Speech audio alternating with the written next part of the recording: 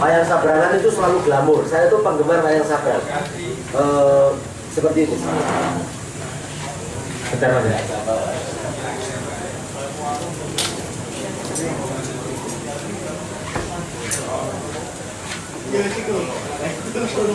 Seperti ini bukan wayang sabrang, tapi jenis wayang sabrang biasanya begini. Jadi ini sombong ya, sombong. Kemudian banyak bicara. Kemudian dandanannya glamor ya. Glamor, kemudian biru juga kebetulan ini. Tapi nggak masalah. Jadi sebetulnya kita masih memerlukan orang seperti Sultan Batugana, Ruhut Sitompul juga. Hanya barangkali di luar kekuasaan dua orang ini, yang paling hebat tuh hostnya, sutradara yang di belakang itu, yang selalu membisikkan di telinga cewek cantik itu, hostnya itu yang kejam di situ. Saya pernah talkshow untuk mengadili Bupati Lebak zaman dulu. Nah, ketika kasus penyeberangan di Sungai Amasun itu loh, ya di Sungai Amasun yang anak-anak sekolah tapi nyeberang di sungai itu ya. Saya waktu itu jadi narsum tunggal karena narsum yang lain kebetulan tidak bisa. Rumah saya dekat dengan metro, saya dipanggil ke sana. Saya disuruh maki-maki ini, Gubernur Banten ini, tapi saya tidak mau.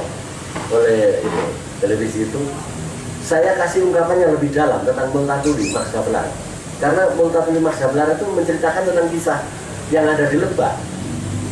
Jadi kasus Lebak, pemiskinan di Lebak itu tidak sekarang saja, semenjak zaman Belanda tahun 1700 sudah terjadi gitu loh. Maksud saya terjadi tahun 1800 Max Gabelar Multatuli jadi asisten residen di Lebak itu ya begitu. Tapi kalau kita tarik ke kebudayaan lebih dalam, tidak maunya daerah aja. Kayak begitu. Jadi sebenarnya barangkali bukan salahnya Ruhut sama Sultan Batugana, tapi dua orang ini terlalu mengikuti permainan. Harusnya ada yang bisa dilawan dari itu. Kita kasih isian pada adik-adik kita yang cantik-cantik itu untuk tidak begitu. Misalkan dia bertanya yang sesungguhnya sudah ada jawabannya pada pertanyaannya itu. Lebih baik di demo begini.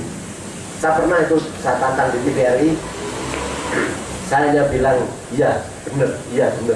Karena sudah dijawab oleh bos yang terlalu agresif.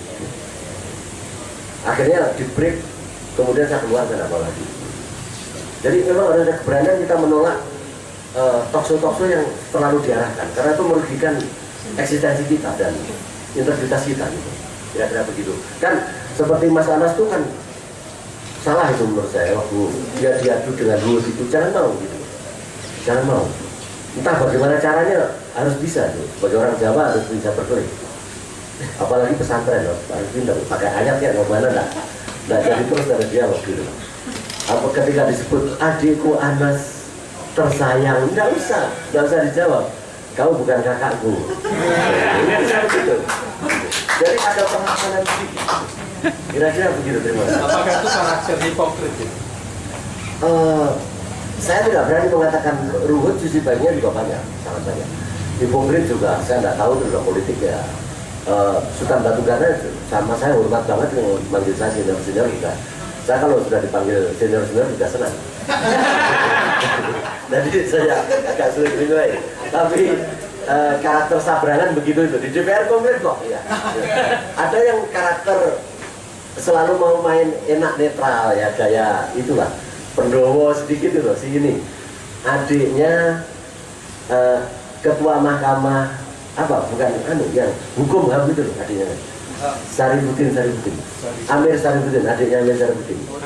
Nah gitu, dia selalu tenang kalem itu tadi buat gitu. Mas Anas itu juga kalem tenang, ada ancaman sedikit gitu, kayak kalem lagi begitu. Dia idolanya, saya tahu ya. Kalau Anas tuh Puntodewo. Tapi jadi politisi jangan jadi Puntodewo.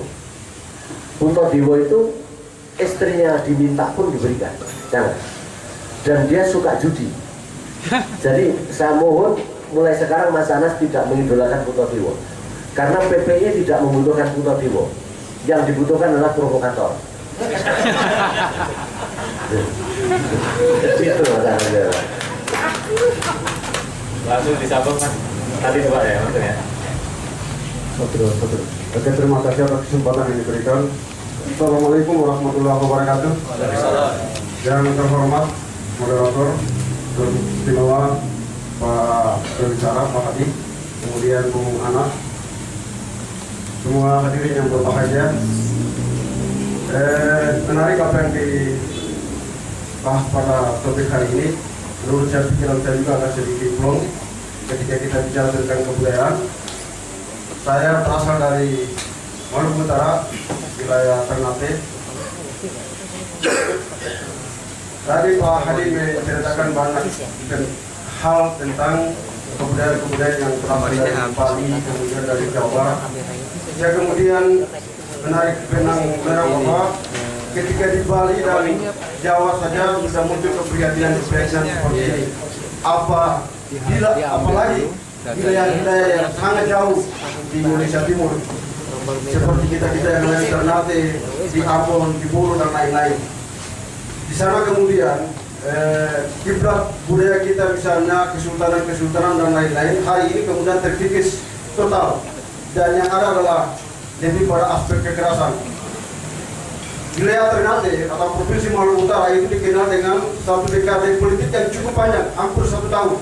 Tidak ada penyelesaian dalam keputusan politik saat itu pada periode politik yang lalu.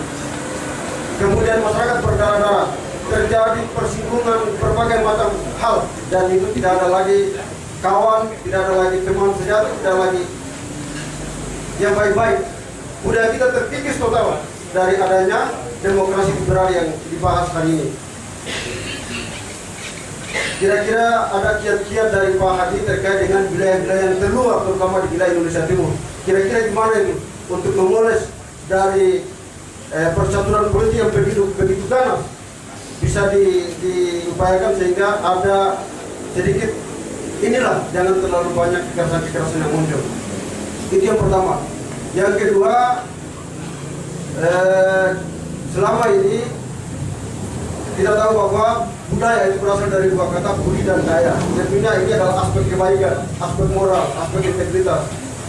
Apakah bangsa Indonesia ini budayanya hilang ketika ada amandemen Undang-Undang Dasar? Karena menurut saya begitu ganas bangsa ini setelah ada amandemen. Begitu. Masih masa Soeharto, masa Soekarno, itu indah hidup ini. Bangsa ini sangat indah dalam kehidupan sehari-hari. Tapi ketika reformasi berpura dan amandemen undang-undang kita dirubah, semua jadi berubah.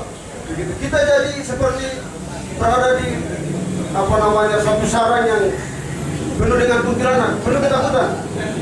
Kira-kira ada pembahasan yang bisa dibahas dari Pak Hadi terkait dengan kondisi bangsa yang saat ini.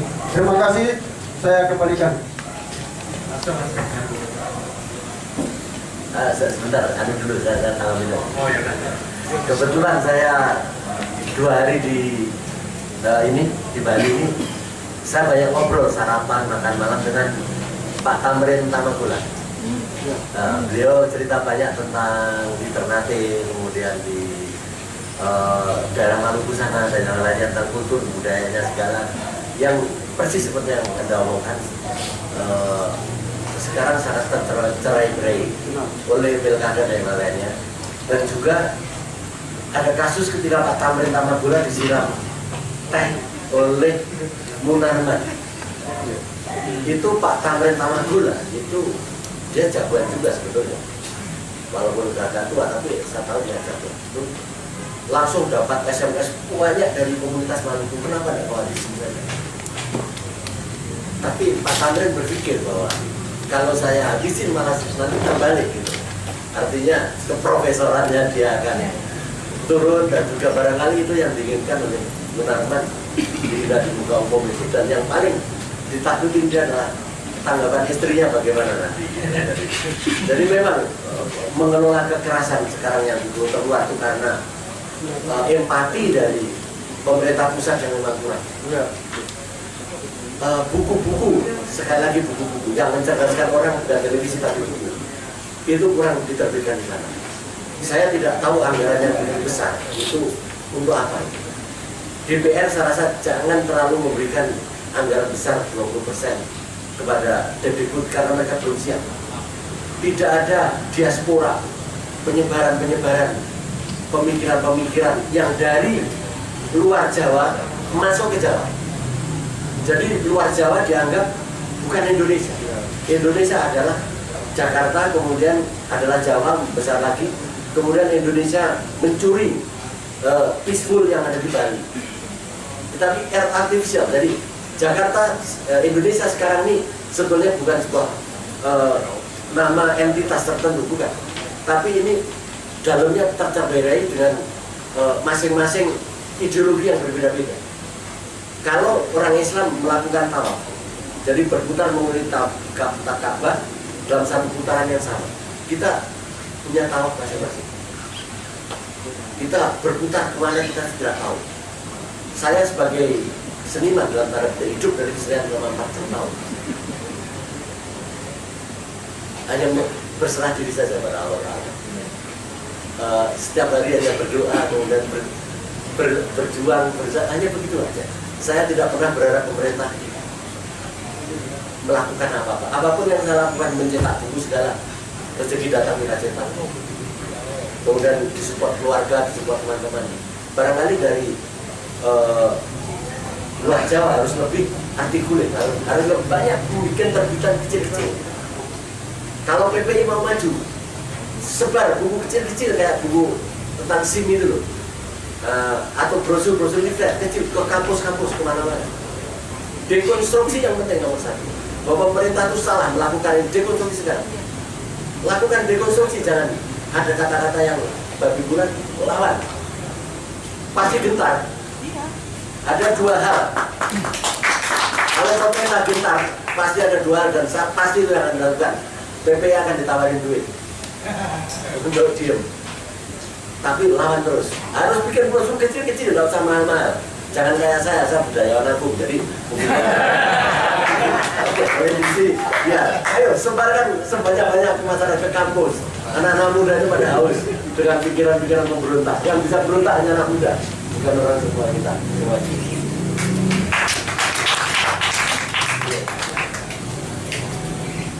Oh, amandemen ada ini. Soal amandemen ini ada Pak Pasek segala, Mas Anas tentunya lebih tahu dari saya. Bisa bicara orang